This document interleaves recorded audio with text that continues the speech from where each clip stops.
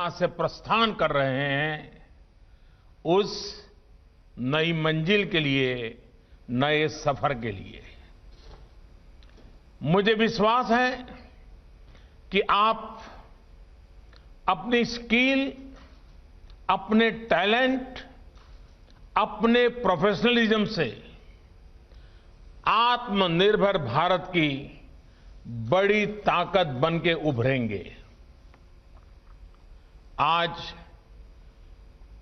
पीडीपीयू में जुड़े 5 अलग अलग प्रोजेक्ट्स का भी उद्घाटन और शिलान्यास हुआ है। ये नई सुविधाएं पीडीपीयू को देश के एनर्जी सेक्टर का ही नहीं बल्कि प्रोफेशनल एजुकेशन, स्किल डेवलपमेंट और स्टार्टअप इकोसिस्टम का एक अहम सेंटर बनाने वाली है। साथियों, मैं बहुत शुरुआत काल से इस यूनिवर्सिटी के प्रोजेक्ट से जुड़ा रहा हूं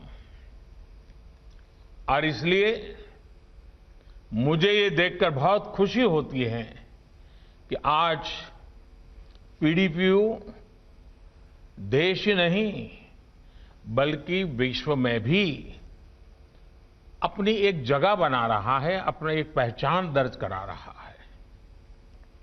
मैं आज यहां चीफ गेस्ट के तौर पर नहीं, और कभी मुझे जब गुजरात में गेस्ट शब्द आता है तो थोड़ा अटपटा लगता है, और इसलिए मैं चीफ गेस्ट के तौर पर नहीं बल्कि आपके इस महान संकल्प का जो परिवार है उस परिवार के एक सदस्य के तौर पर आपके बीच आया हूं।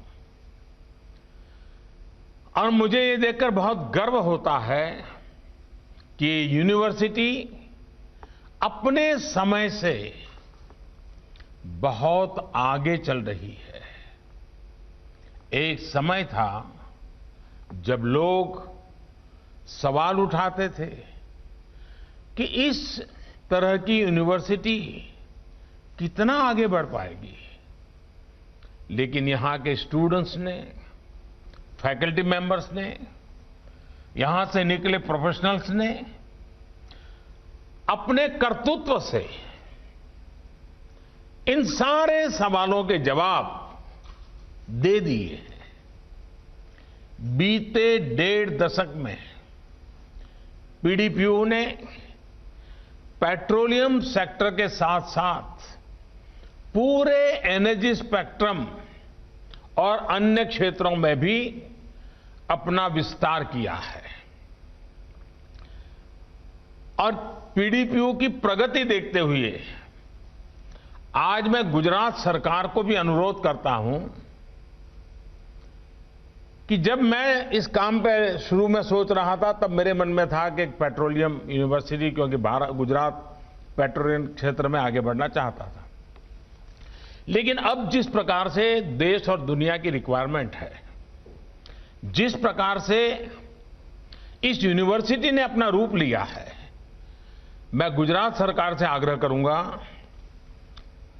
कि कानून में अगर आवश्यक हो तो परिवर्तन करके इसको सिर्फ पेट्रोलियम यूनिवर्सिटी के बजाय अच्छा होगा अब इसको हम एक एनर्जी यूनिवर्सिटी के रूप में कन्वर्ट करें उसका नाम, क्योंकि उसका रूप दायरा बहुत विस्तार होने वाला है। और आप लोगों ने इतने कम समय में जो कमाया है, जो देश को दिया है, शायद एनर्जी यूनिवर्सिटी इसका विस्तार बहुत बड़ा लाभकर्ता देश को होगा। पेट्रोलियम यूनिवर्सिटी कल्पना मेरी ही थी और आज मेरी ही कल्पना का विस्तार करते हुए मैं पेट्रोलियम की जगह पे पूरा एनर्जी सेक्टर को इसके साथ जोड़ने के लिए आपसे आग्रह करता हूं। आप लोग विचार कीजिए, अगर ठीक लगता है मेरा सुझाव तो उस पर देखिए। यहां स्थापित होने जा रहे 45 मेगावाट का सोलर पैनल मैन्युफैक्चरिंग प्लांट हो या centre of excellence on water technology, देश के लिए पीडीपीयू के लार्जर विजन को भी ये प्रकट करता है। साथियों, आज आप ऐसे समय में इंडस्ट्री में कदम रख रहे हैं, यूनिवर्सिटी से निकल करके इंडस्ट्री की तरफ बढ़ रहे हैं, जब पैंडेमिक के चलते पूरी दुनिया के एनर्जी सेक्टर में भी बड़े बदलाव हो रहे हैं।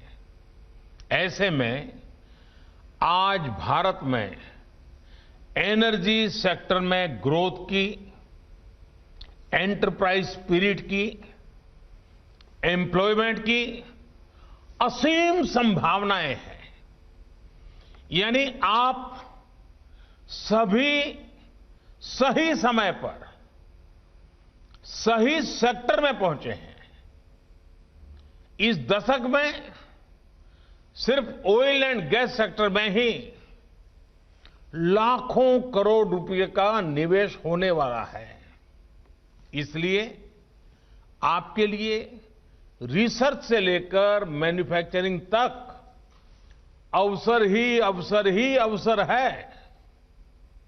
साथियों, आज देश अपने कार्बन फुटप्रिंट की 30 से 35% तक कम करने का लक्ष्य लेकर के आगे बढ़ रहा है। दुनिया के सामने जब ये बात लेकर के मैं गया, दुनिया को अचरज था, क्या भारत ये कर सकता है? प्रयास ये है कि इस दशक में अपनी ऊर्जा जरूरतों में नेचुरल गैस की हिस्सेदारी को हम 4 गुना तक बढ़ाएंगे। देश की ऑयल रिफाइनिंग कैपेसिटी को भी आने वाले 5 सालों में करीब करीब 2 गुना करने के लिए काम किया जा रहा है। इसमें भी आप सभी के लिए अनेक अनेक संभावनाएं हैं। देश की एनर्जी सिक्योरिटी से जुड़े स्टार्टअप इकोसिस्टम को मजबूत करने के लिए भी लगातार काम हो रहा है। इस सेक्टर के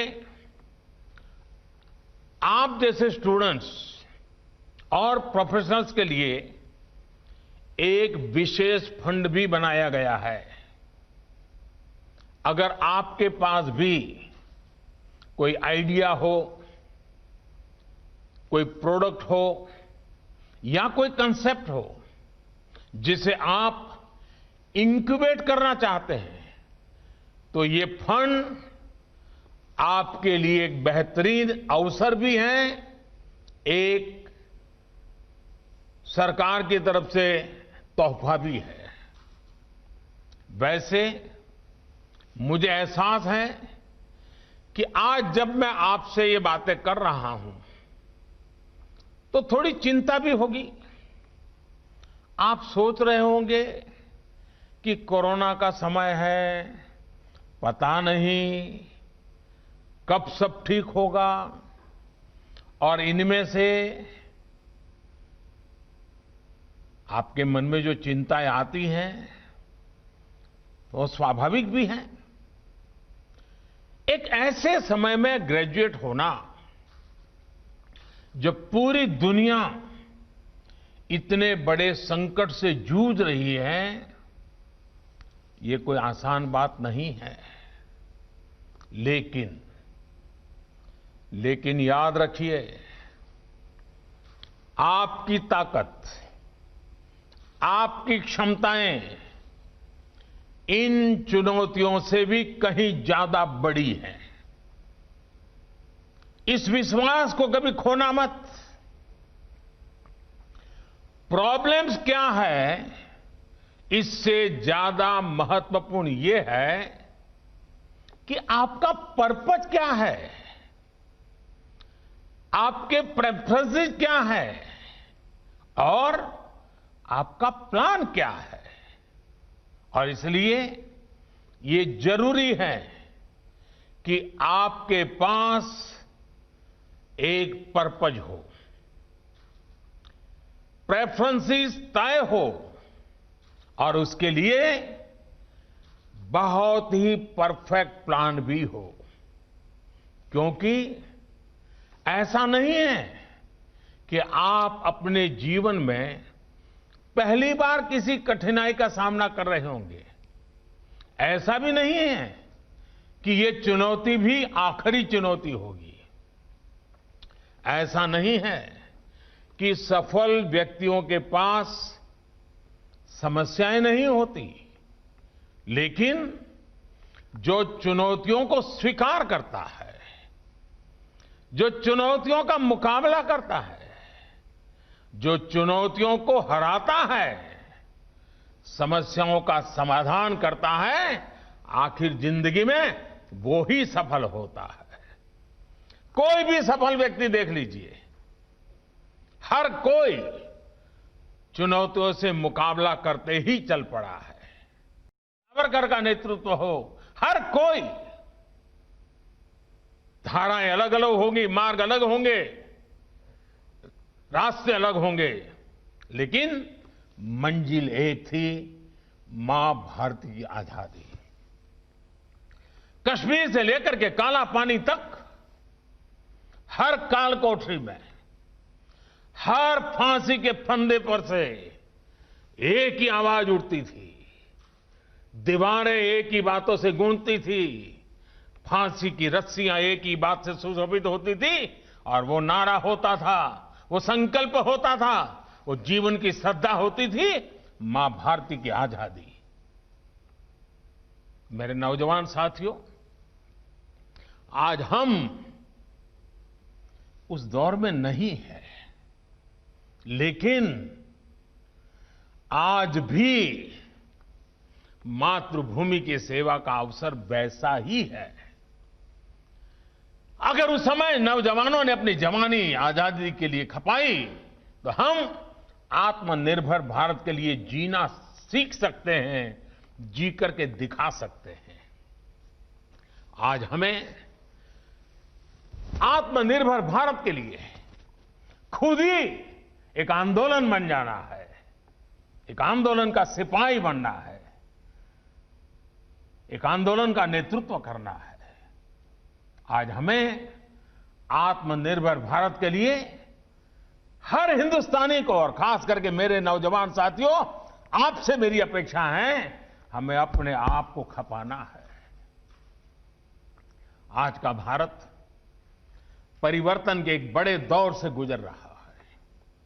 आपके पास वर्तमान के साथ ही भविष्य के भारत का निर्माण करने की भी बहुत बड़ी जिम्मेदारी है।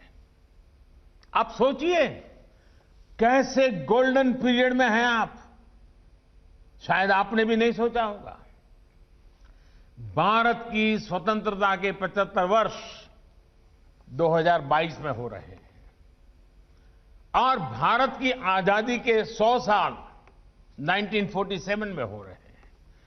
मतलब कि ये 25 साल आपके जीवन के सबसे महत्वपूर्ण साल है। देश के 25 महत्वपूर्ण साल और आपके 25 महत्वपूर्ण वर्ष एक साथ है, इन ट्यून है। ऐसा सौभाग्य शायद ही किसी को मिलेगा जो आपको मिला है। आप देखिए, जीवन में वही लोग सफल होते हैं, वही लोग कुछ कर दिखाते हैं, जिनके जीवन में सेंस ऑफ रिस्पॉन्सिबिलिटी का भाव होता है। सफलता की सबसे बड़ी शुरुआत, उसकी कुंजी सेंस ऑफ रिस्पॉन्सिबिलिटी होती है। और कभी बारीकी से आप देखोगे, जो विफल होते हैं उनके जीवन की तरफ देखोगे, आपके दोस्तों की तरफ देखोगे, तो उसका कारण हो उनके मन में हमेशा सेंस ऑफ रिस्पॉन्सिबिलिटी के बजाय सेंस ऑफ बर्डन, इसके बोझ के नीचे दबे हुए रहते हैं। यार क्या करूं, एग्जाम आ रही है, यार क्या करूं, जल्दी जाना, हर बार बर्डन, हर बार बर्डन। देखिए दोस्तों, सेंस ऑफ रिस्पॉन्सिबिलिटी का भाव व्यक्ति के जीवन में सेंस ऑफ अपॉर्चुनिटी को भी जन्म देता है।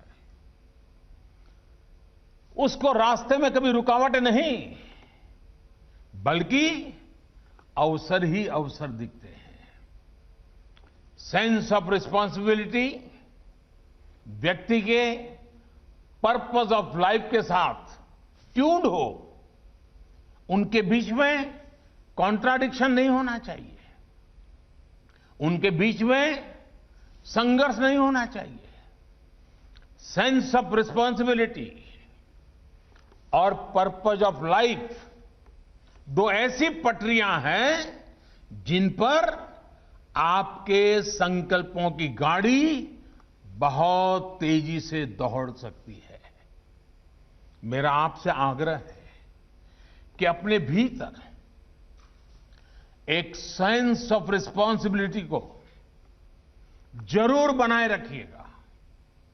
ये सेंस ऑफ रिस्पांसिबिलिटी देश के लिए हो, देश की जरूरतों को पूरा करने के लिए हो।